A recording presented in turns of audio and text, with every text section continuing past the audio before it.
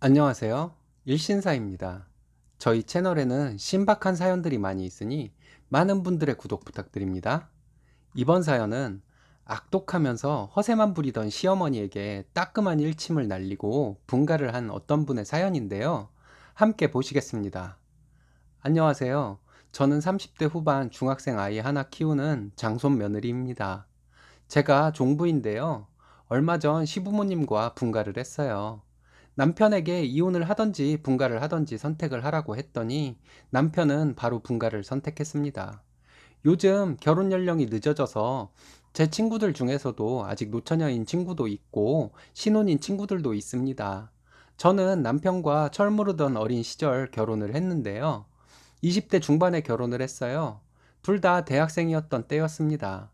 저희 친정은 사업을 해서 저는 좀 넉넉하게 자랐습니다.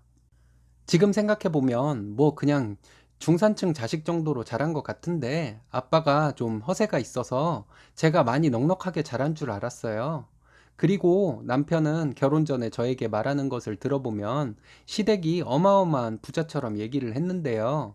제가 결혼할 때만 해도 시댁이 큰 부자이긴 했습니다. 시아버지의 재산은 전부 시할아버님으로부터 물려받은 재산이에요. 저희 시아버지는 태어나서 지금까지 돈을 벌어본 적이 없는 분입니다. 시할아버님으로부터 받은 재산으로 여지껏 떵떵거리며 사신 분이죠. 그리고 시아버지는 근래 들어 시조부모님마저도 깔보는 듯이 얘기할 때가 있었어요. 이제 받을 거 다 받아서 조부모님은 가진 게 별로 없어서 그런 거겠죠. 몇 년 전까지만 해도 어른들이 왜 저렇게 행동을 할까 하는 의문들이 많이 있었는데요. 저도 나이가 좀 들었는지 돈과 재산에 따라 위아래도 결정되는 어른들의 행동을 어느 정도는 알겠더라고요. 시아버지는 허세가 심하고 시댁의 재산에 본인이 큰 공을 세운 것처럼 말씀하시는 것이 어쩔 때는 역겨운 느낌도 들어요. 그리고 시아버지는 본인 형제들에 대해서 너무 나쁘게 얘기를 하셔서 처음에 저는 시아버지 형제분들이 아무런 한 일도 없이 형의 재산에 욕심이나 부리는 한심한 사람들인지 알았습니다. 아무래도 그런 영향으로 제가 시고모님들과 시작은아버님들에게 불순하게 대했던 것은 사실입니다. 그래서 그런지 시댁 어른들이 저에게 친근하게 대해주지 않네요. 하지만 시아버지는 제가 하는 말은 다 들어주셔서 그런대로 괜찮아요. 시어머니는 엄청 시골에서 자랐답니다. 시골 살던 처녀가 서울의 부잣집으로 시집을 온 것이죠. 제가 시할머니의 인격을 아는데 며느리에게 시집살이는커녕 며느리살이를 하실 분이죠. 시할아버님도 비슷하시고요. 시어머니는 허세를 부린답시고 가끔 하는 말이 지금은 어려워져서 그렇지만 본인이 처음 시집 왔을 때부터 30년간은 엄청 돈 잘 쓰고 살았다고 자랑을 합니다. 그러면서 은근히 우리 집을 무시하고요. 80년대 초반에도 20대 초반인 시어머니가 명동에 있는 백화점 VIP였다니 말 다 했죠. 시아버님과 시어머니는 지금도 돈을 아껴 쓸 줄을 몰라요. 부끄러운 얘기지만 저도 얼마 전까지 그랬고요. 시아버지 재산이 부동산이지 저희 시댁이 현금 부자인 것도 아닌데 돈이 어디서 나서 그렇게 썼겠어요. 전부 담보대출이었죠. 대출을 받다가 도저히 못 갚을 것 같으면 땅 하나 파는 식으로 저희 시댁은 살아왔습니다. 저도 신혼 초기에는 시부모님이 하는 행동을 보고 저도 돈 아까운 줄 모르고 사치하고 그랬었네요. 7년 전쯤에 시할아버님께서 처음이자 마지막이시라며 저희 집에 찾아오셔서 저희 부부와 시부모님을 혼내신 적이 있었어요. 시부모님이 동생들을 무시하고 사치를 심하게 한다는 이유였죠. 그때는 몰랐는데 지금 와서 생각해보면 친척들에게 높은 인격으로 칭송받는 할아버님께서 그렇게 화를 내실 정도라면 시부모님과 저희 부부가 얼마나 잘못하고 살았는지 알 것 같았습니다. 어머님은 저를 처음부터 마음에 안 들어 했어요. 저희 집이 있어봤자 시댁만 하겠어. 이런 식의 말씀을 자주 하셨죠. 그래서 그런지 시어머니는 80년대 초에 백화점에서 10만 원이 넘는 옷을 사서 집에서 몇 번 입고 안 입었다는 얘기를 자주 했습니다. 그리고 시어머니는 지금까지도 사치가 심하시고요. 듣기로는 어머님 형제들이 시아버지로부터 도움도 많이 받았다고 알고 있어요. 그런 것들에 대해서는 어머님은 전혀 얘기를 안 하시죠.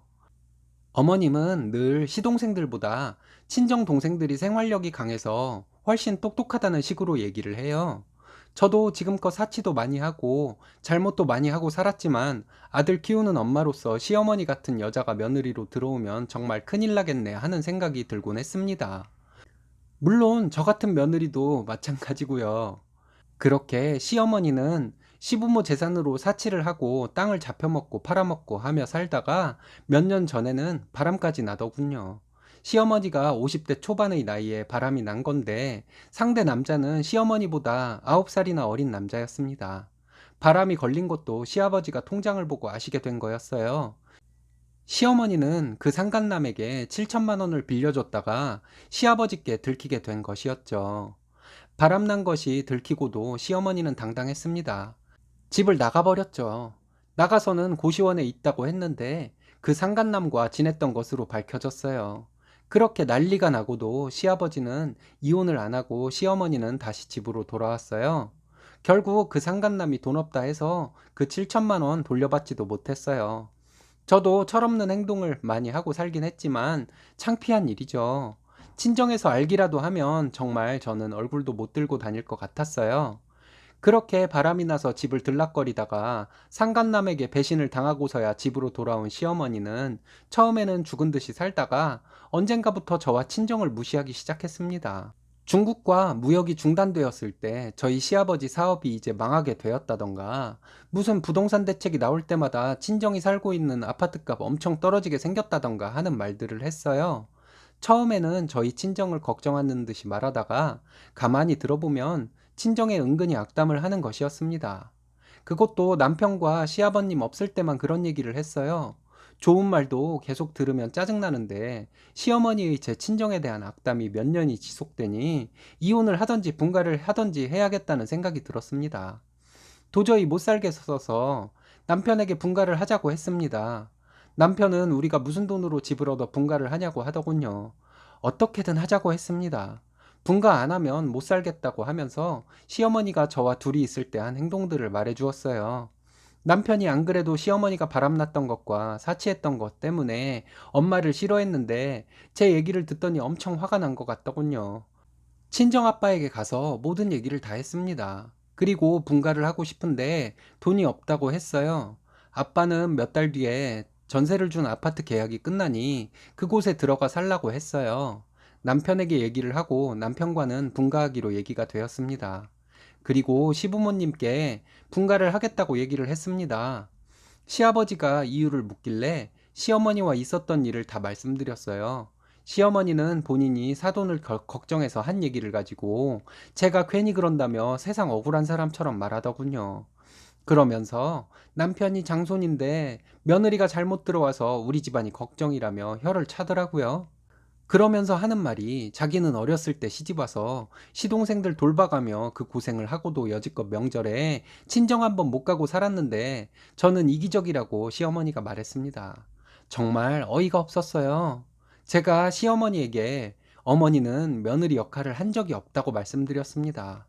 웃으면서 시어머니에게 시집와서 시부모 돈으로 사치나 하면서 거의 40년간을 재산 말아먹은 것이 며느리 도리냐고 물어봤어요. 그리고 어머님은 시동생들을 돌본 적이 없고 친정동생들을 오히려 시아버님이 돌봐주셨다고 말했습니다. 거기에다 어머니는 시동생들을 시부모와 사이가 멀어지도록 거짓말하고 이간질해왔다는 사실을 제가 여기저기서 들어서 잘 알고 있다고 했어요. 그리고 시부모님 재산을 받을 만큼 받고 나서는 시부모님마저도 불손하게 대하는 것을 제가 전부 봐왔다고 말했습니다. 그리고 악처의 끝판왕처럼 시어머니는 바람도 피우지 않았냐고 했어요. 바람난 여자들은 보통 남자가 들이대고 돈도 다 쓰고 그렇게 바람이 나던데 어머님이 얼마나 못생겼으면 7천만 원이나 남자에게 갖다 바치면서 바람이 났냐고 했습니다. 시어머니는 제가 무슨 잘못 들은 얘기들만 한다고 하더라고요. 제가 말한 것 전부 사실이고 시고모들도 다 알고 있는 사실이라고 했어요. 종합하자면 시어머니는 시부모에게 불손한 며느리이고 시댁 재산을 사치로 탕진한 며느리이며 자식들이 장성해서 손주까지 있는데 창피한 줄도 모르고 바람까지 핀 사람이라고 했습니다. 시아버지 입장에서는 악처이고 남편 입장에서는 나쁜 엄마이고 시할아버님 입장에서는 악독한 며느리라고 말했어요. 처음에 내가 여기 시집 와서 멋모르고 시어머님을 따라서 사치를 하고 그랬지만 이젠 안 그럴 거라고 했습니다. 어머니랑 같이 살면 욕하면서 배운다고 어머니처럼 될까봐 무서워서 분가하는 것이라고 말했어요. 시어머니에게 이런 사실을 모든 사람이 알고 있으니 자식들과 시댁 식구들 앞에서 당당한 태도도 보이지 말라고 했습니다. 인간이라면 그래야 한다고요. 또 우리 아이가 어머니 보고 배울까 무섭다고 했습니다. 어찌 되었든 아버님한테 손 벌리지 않고 분가할 테니 그리 아시라고 했습니다. 시어머니는 얼굴이 새빨개져서 쓰러지기 직전의 표정을 하고 있더군요. 아버님이 저에게 그동안 고생 많았다고 하시며 친정아빠가 갖고 계시다는 아파트 전세금은 주겠다고 하시더군요. 감사하다고 했습니다.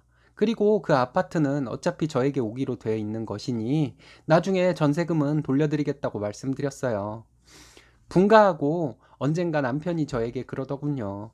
자기가 말하고 싶은데 엄마라서 하지 못했던 말을 제가 대신해줘서 시원했다고요. 남편과 요즘 어머니에게 물들어서 하는 이상한 행동이 보이면 서로 지적해 주자고 얘기했습니다. 시어머니에게 물든 것들 다 빼버리려고요. 저도 반성하고 고쳐야 할 것들이 한두 가지가 아닌 것을 잘 알아요. 그동안 타성에 젖어 사치하고 허세 부리면서 막연하게 이래도 되는 걸까 하고 생각만 했었는데 일단 시어머니를 확 끊어버린 것만도 잘한 것 같아요. 아이를 위해서라도 많이 생각하고 저도 남편도 여러 가지 고쳐나가면서 살아갈 생각입니다. 끝까지 읽어주셔서 감사해요. 쓰니님이 이제라도 이렇게 인생을 바로잡고자 하는 의지가 강하시니 앞으로 잘 될 겁니다. 화이팅 하세요. 오늘의 사연은 여기까지입니다. 재밌으셨다면 좋아요, 구독 부탁드려요. 일신사는 여러분들의 사연으로 제작됩니다. 많은 사연 제보 바랍니다. 여러분들의 사연은 아래 메일 주소로 부탁드려요.